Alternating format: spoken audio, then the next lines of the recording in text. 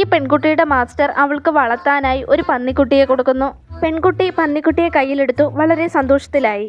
എന്നാൽ അടുത്ത ദിവസം അവൾ ഒരു പാത്രം നിറയെ പന്നിയിറച്ചി പുറത്തെടുക്കുമെന്ന് അയാൾക്കറിയില്ലായിരുന്നു.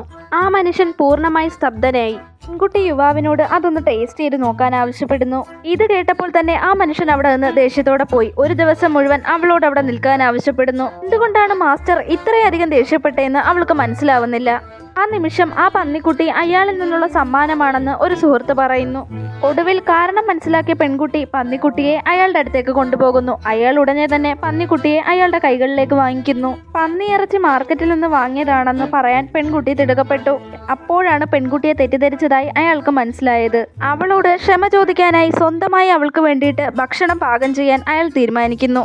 പാചകത്തിലൊന്നും വലിയ പിടിയില്ലാത്ത മാസ്റ്റർ പച്ചക്കറികൾ അരിയാൻ വേണ്ടിയിട്ട് യുദ്ധത്തിനുപയോഗിക്കുന്ന കത്തി ഉപയോഗിക്കാൻ തുടങ്ങുന്നു. ഭാഗ്യവശാൽ സുഹൃത്തുക്കൾ അയാൾക്ക് അടുക്കള കത്തി കൈമാറുന്നു. യുദ്ധങ്ങളിൽ വാൾ പിടിച്ച് നല്ല പരിചയമായതുകൊണ്ട് തന്നെ മാസ്റ്റർക്ക് പച്ചക്കറികൾ അരിയാനൊന്നും വലിയ പാടുവരുന്നില്ല. അയാൾ എളുപ്പത്തിൽ തന്നെ അതരിഞ്ഞ് സുഹൃത്തുക്കളുടെ മുമ്പിലേക്ക് കാണിച്ചു കൊടുക്കുന്നുണ്ട്.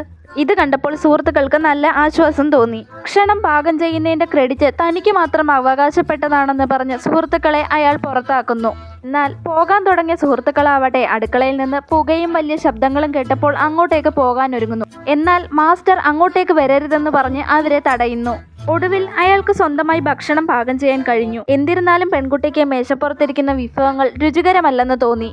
അവളുടെ മുഖഭാവം കണ്ട മാസ്റ്റർ ആവട്ടെ ചോപ്സ്റ്റിക് ഉപയോഗിച്ച് ഒരു കഷ്ണമെടുത്ത് അയാളുടെ വായിലേക്ക് വെക്കുന്നു.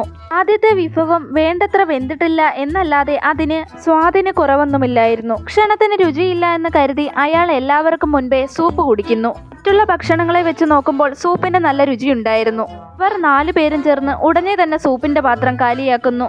നിർഭാഗ്യവശാൽ കുമിൾ സൂപ്പിൽ നിന്ന് അവർക്ക് വിഷബാധ ഏൽക്കുന്നു. 4 പേരും ഒരുമിച്ച് പനി ബാധിച്ച് കിടക്കുന്നു.